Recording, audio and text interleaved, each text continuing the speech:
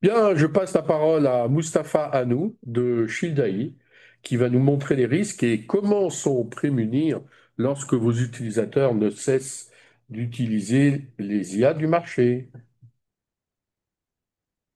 Bonjour tout le monde. Je me présente, Mustapha Annou. Ça fait 22 ans que je travaille dans la cybersécurité et, et je suis un grand fan, comme beaucoup, des IA génératives et des IA de manière générale. Il y a 3 ans, pendant un audit de sécurité, je me suis rendu compte que malheureusement, j'utilisais de manière un peu trop ouverte les IA génératives et je partageais des informations sensibles. Donc, de ce constat est née l'idée que il fallait mettre en place une technologie ou une solution qui nous permette de se protéger, de se prémunir des fuites de données qui arrivent systématiquement dès lors qu'on utilise les IA génératives et qu'on fait du prompt engineering. Alors, avant de commencer à aller dans les détails de la présentation, il y a deux questions qu'il faut se poser fondamentalement. La première, c'est si on se place d'un point de vue relation cliente, quel est le choix stratégique de l'entreprise et en particulier, est-ce que l'entreprise permet l'usage des IA génératives et pour leurs utilisateurs? Si la question est nous n'utilisons pas ou nous ne permettons pas les IA génératives en entreprise, on se bloque finalement l'usage de ces IA qui, statistiquement, permettent jusqu'à plus 60% de productivité, une créativité extrêmement augmentée, et je passe tous les aspects intéressants de ces IA génératives. Donc, d'un point de vue purement business et économique, c'est une mauvaise réponse, surtout aujourd'hui. Et pour la majorité des clients qu'on a, la réponse est oui, nous laissons nos utilisateurs utiliser les IA génératives. Et malheureusement, la question suivante qui est assez difficile à accepter, c'est quel est le degré de confiance et quel est le degré de contrôle vis-à-vis des données qui sont partagées avec les ChatGPT et consorts. Et malheureusement, la très grande, voire la totalité de nos clients ont systématiquement répondu qu'ils n'avaient aucun contrôle. D'où une vraie préoccupation des leaders et des grandes entreprises. Alors, le challenge, vous le connaissez, je pense qu'il est assez évident, c'est la perte de contrôle, non seulement sur les questions de souveraineté des data, mais aussi le fait de ne pas savoir où ces data vont et comment elles sont utilisées.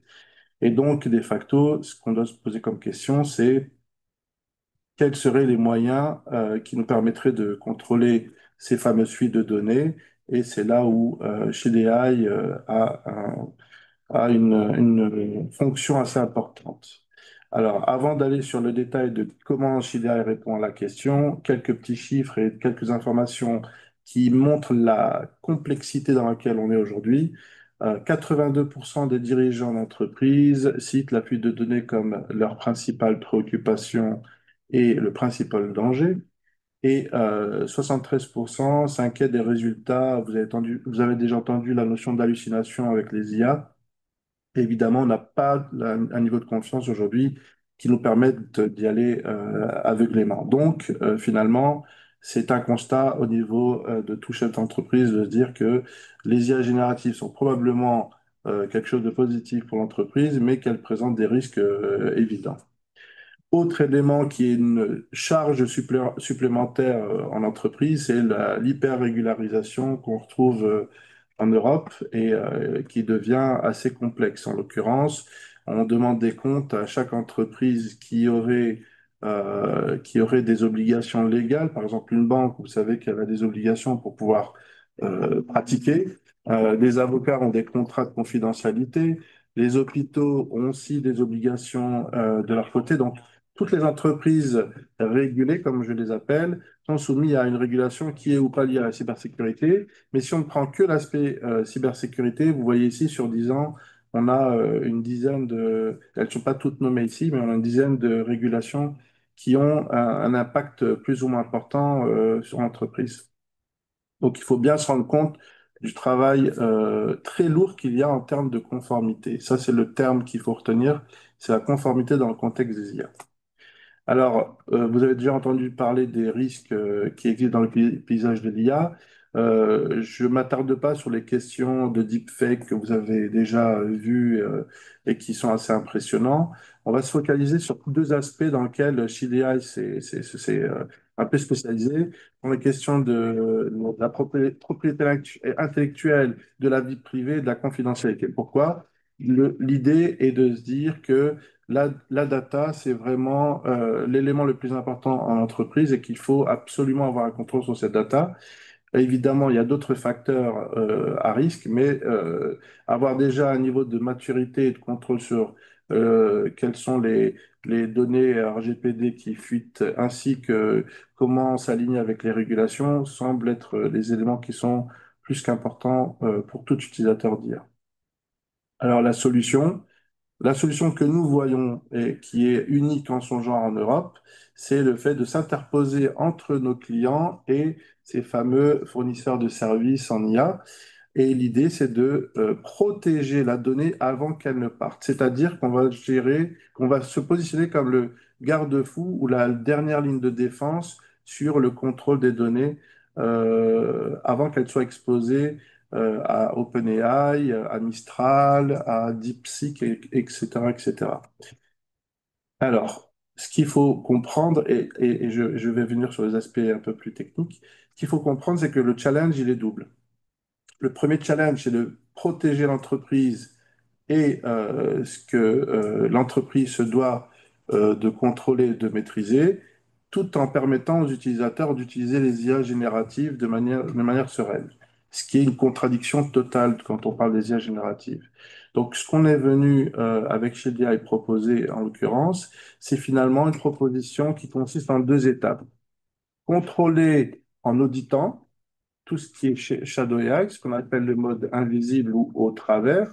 Donc, grosso modo, notre plateforme ne va rien intercepter, elle ne va faire que lire le contenu de tous les prompts. Donc, de facto, tout ce qui part et qui serait catégorisé comme une donnée sensible, c'est une fuite de données avec les conséquences dramatiques en termes de régulation. Ça, c'est la partie je découvre quel est mon problème intramuros. La deuxième partie, elle consiste à protéger et voire préempter le risque de data leak en s'interposant entre l'utilisateur et un ChatGPT, par exemple, et de proposer finalement une intervention en anonymisant en temps réel le prompt. De facto, ce qui est envoyé à l'extérieur et finalement protégé, il n'y a pas de données sensibles exploitables. Alors, comment ça marche? Le mode d'audit, c'est très simple. On a un client, il a son proxy ou un firewall ou un équipement qui permet de filtrer des URL, qui permet de filtrer un certain nombre de flux. Shield.ai va se positionner, nous sommes un SaaS, mais on peut être installé on-prem, va se positionner de manière totalement transparente entre le proxy et la cible IA en question, et toutes les informations vont être exploitées, analysées par notre propre IA qui est propriétaire, souveraine et hébergée chez OVH, pratiquement parlant. Donc, on garantit un niveau de souveraineté pour les données européennes qui est maximal et ça permet en fait finalement de pouvoir identifier en temps réel tous les shadow AI qui peuvent arriver. Alors, dans la vie réelle, on a un cas avec le dernier audit qu'on a fait en hôpital, pardon, en hôpital. Nous avons intercepté en 2 semaines 5634 prompts. Dans les 5634 prompts, nous avons 6 IA qui ont été attrapés. Donc, Killbot, OpenAI, ChatGPT, puisqu'il y a plusieurs versions, Microsoft, en particulier Microsoft Copilot, et Perplexity. Donc, on est capable, pour la première fois, d'identifier exactement quelles sont les IA qui sont exploitées par les utilisateurs, ce qui est jusqu'à aujourd'hui très difficile à faire. Deuxième élément qui est hyper intéressant, c'est que notre IA, elle va lire le contenu de tous les prompts, elle va en dégager les éléments sensibles en utilisant nos 22 catégories. Alors dans les 22, il y a tout ce qui touche aux données sensibles, données personnelles, médicales, R&D, tout ce qui est business, financier, médical, etc. Donc les 22 catégories représente un un portfolio de possibilités et ça nous permet à nous de pouvoir jauger finalement de ce qui a été leaké et qui représente un danger pour l'entreprise. Donc dans ce cas-là, on a parlé à l'instant de l'hôpital, je vous ai mis en rouge les trois catégories qui sont extrêmement importantes, ce sont les données sensibles, les données personnelles, donc c'est du RGPD pour les deux premiers.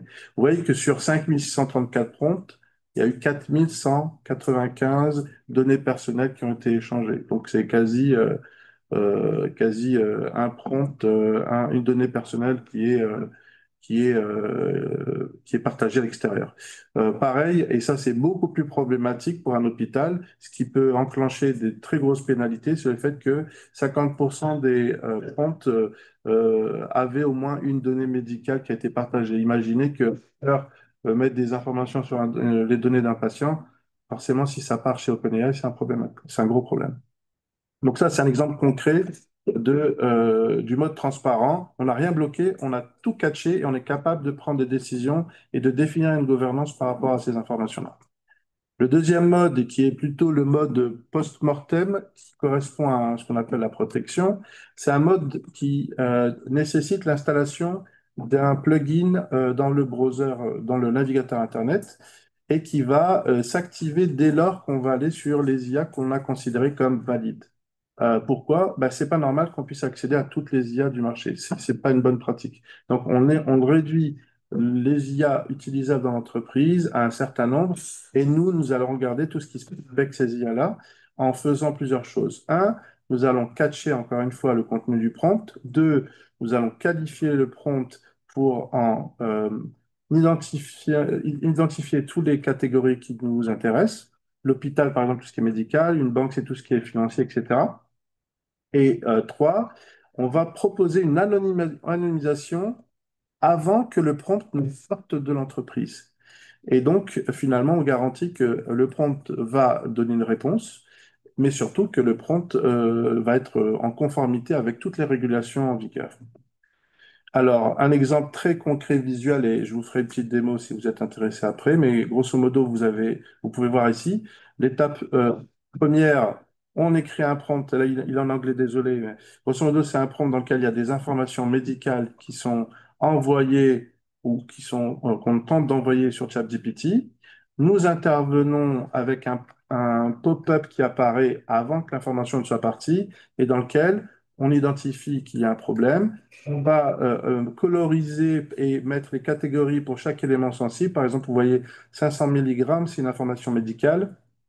On a le docteur John Smith qui est une information à caractère personnel, des adresses qui sont de la géolocalisation. On a aussi des informations financières ou des informations de type sensible comme un numéro d'identité sociale. Alors, une petite subtilité, c'est un élément qui montre la puissance des IA aujourd'hui. Si vous regardez la phrase My Social Security Number is et un chiffre, dans le passé, on utilisait des regex. Vous avez déjà entendu parler de ces regex. C'est des chaînes de caractères prédéfinis qui correspondent par exemple à un numéro de carte de crédit, etc. Mais il était très facile de les bypasser en rajoutant un espace, une étoile ou en usant de petites astuces. Et on pouvait le bypasser. Ici, on voit que l'IA n'a pas regardé uniquement la chaîne des caractères, mais le contexte de la phrase. Pour ce faire, on utilise ce qu'on appelle des NLP.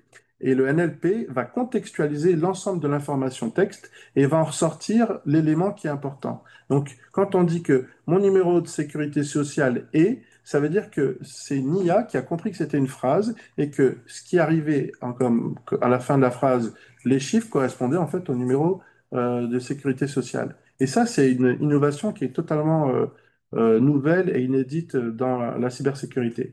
Nous l'avons exploité et dès lors, grâce à ça, on est capable de proposer ce que vous voyez en bas, la proposition de prompt dans lequel on anonymise les informations sensibles. Et ce qui est échangé, et vous voyez après, avec ChatGPT en l'occurrence, c'est une information dans laquelle on a partagé uniquement la catégorie au lieu de l'information réelle, et ce qui nous permet d'être en conformité totalement.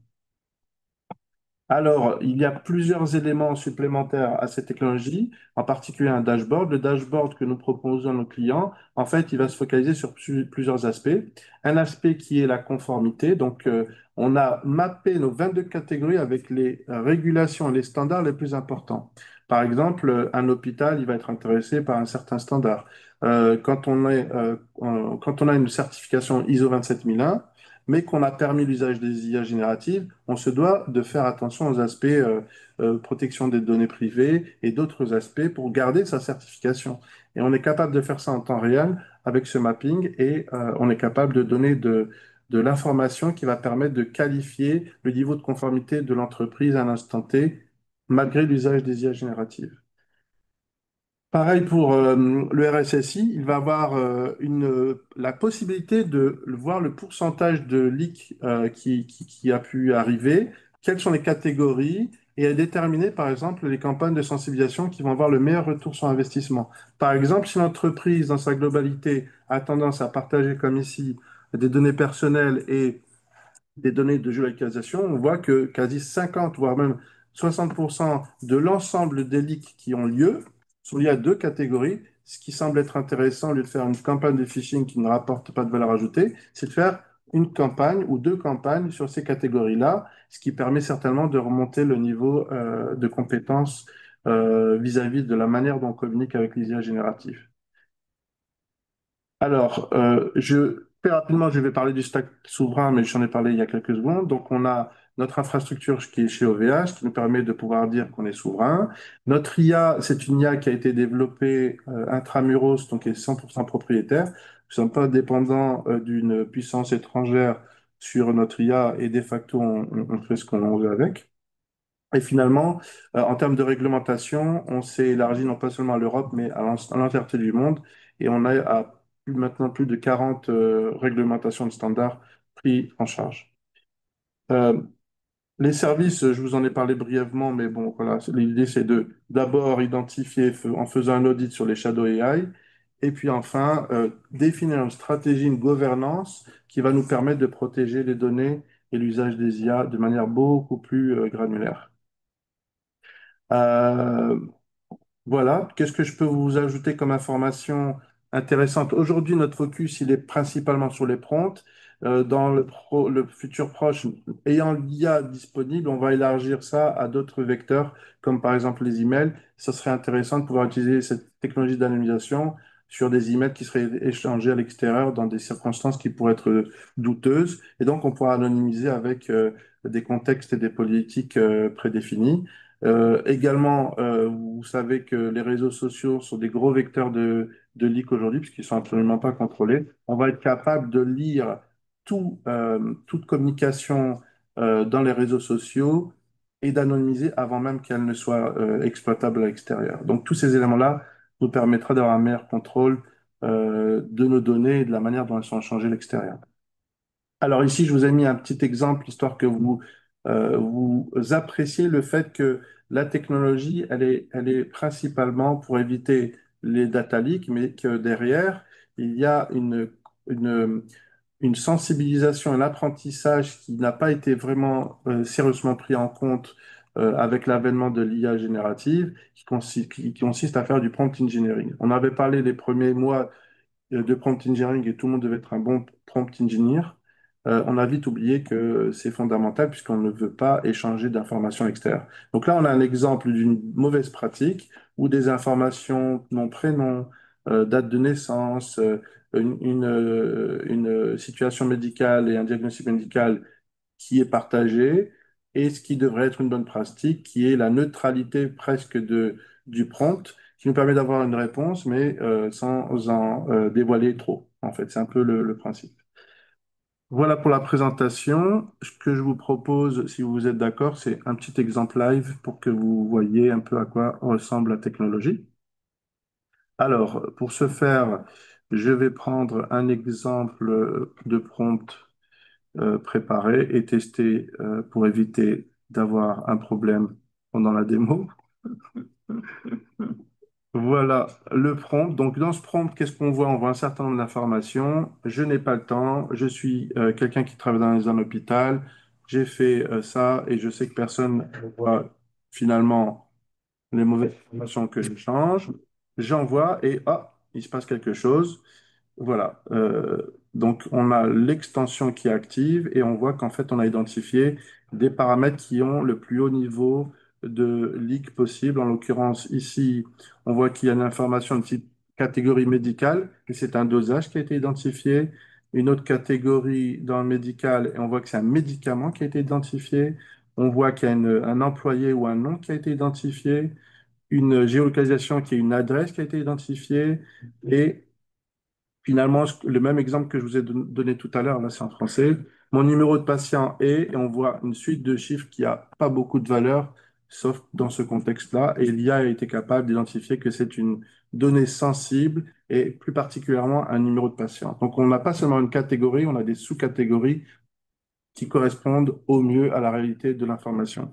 La proposition de valeur ici, elle consiste en quoi? À proposer à l'utilisateur final de finalement d'envoyer une information qui ne présente pas suffisamment d'informations sensibles et qui nous permet d'être finalement en contrôle total de la donnée vis-à-vis des IA génératives. Si j'appuie sur envoyer, ce qui va se passer, voilà, concrètement, je n'ai rien envoyé de sensible chez ChatGPT et finalement on devient ce qu'on appelle un broker de confiance et on permet en fait à n'importe quelle organisation de se prémunir de tout data leak. Voilà pour la démo, j'espère qu'elle était claire. Merci beaucoup, Mustapha, pour cette présentation.